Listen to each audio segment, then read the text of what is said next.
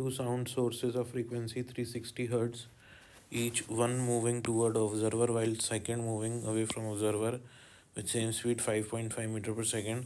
Number of beat produce पर second is. हमारा observer बीच में है और एक साउंड का सोर्स उसकी तरफ आ रहा है और एक साउंड का सोर्स उससे दूर जा रहा है. दोनों की वेलोसिटी सेम है.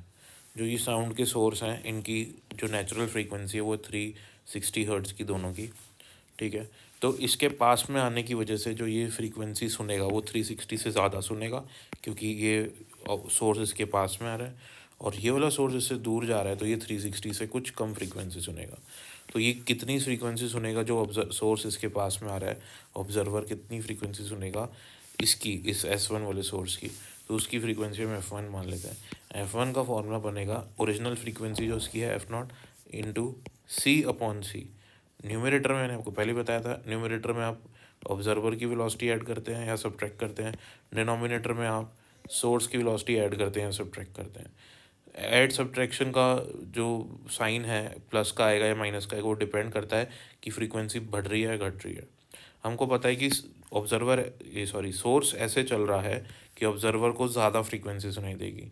ज़्यादा फ्रीक्वेंसी सुनाई देगी तो डिनोमिनेटर में हमको सब्ट्रैक्शन करना पड़ेगा, तभी हमारा डिनोमिनेटर कम होगा तो हमारा F1 की वैल्यू F0 से ज़्यादा आएगी. ठीक है. तो यहाँ पे हम -V लिखेंगे तो ये F1 वाली फ्रीक्वेंसी सुनाई देगी ऑब्जर्वर को.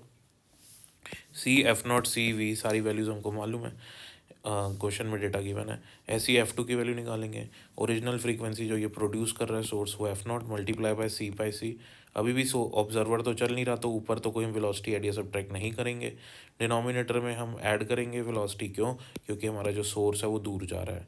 ठीक है. और हमको निकालना है बीट फ्रीक्वेंसी. तो एक ये फ्रीक्वेंसी सुनाई देगी इसको, एक ये, तो दोनों की बीट फ्रीक्वेंसी हो जाएगी F1 माइनस F2. दोनों को सब्ट्रैक्ट करेंगे. सब्ट्रैक्ट करने के बाद हाँ हम लोग यहाँ पे एलसीएम ले लेंगे. F0 इंटू सी, F0 इंटू सी कॉमन आ रहा है ना, तो इसको एलसीएम लेके सॉल्व करने के बाद ये हमारी टर्म आ जाएगी और डिनोमिनेटर में हमारे पास आ जाएगा C-V इंटू C+V. ओके. इसको मल्टीप्लाई करते हैं F0 C को C+V से और F0 C को C-V से. तो will get F0 C square F0 CV minus F0 C square plus F0 CV. ये कैंसिल हो जाएगा. F0 CV भी ये बन जाएगा. अब हमारे पास F0 CV सबकी वैल्यूज़ हमको क्वेश्चन में गिवन है. ठीक है.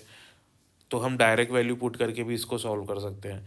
यहाँ से हम देखो इसको थोड़ा सा रिड्यूस कर सकते हैं इक्वेशन को, क्योंकि हमको पता है कि स्पीड, जो साउंड की स्पीड है तो बहुत ज़्यादा है तो उसका स्क्वायर और भी ज़्यादा हो जाएगा. और वेलोसिटी ऑफ जो ये पर्सन मूव कर रहा है 5.5, साउंड के रिस्पेक्ट में ये बहुत कम वेलोसिटी है. तो V स्क्वायर को हम नेगलेक्ट भी कर सकते हैं. तो डायरेक्ट हमारी फ्रीक्वेंसी क्या बनेगी, beat frequency 2F0 CV/C square, क्योंकि हमने इसको नेगलेक्ट कर दिया तो C से C कैंसिल हो जाएगा. ये होगा आपका 2F0 V/C. तो इसको आप ऐसे जनरल रिजल्ट भी याद कर सकते हैं.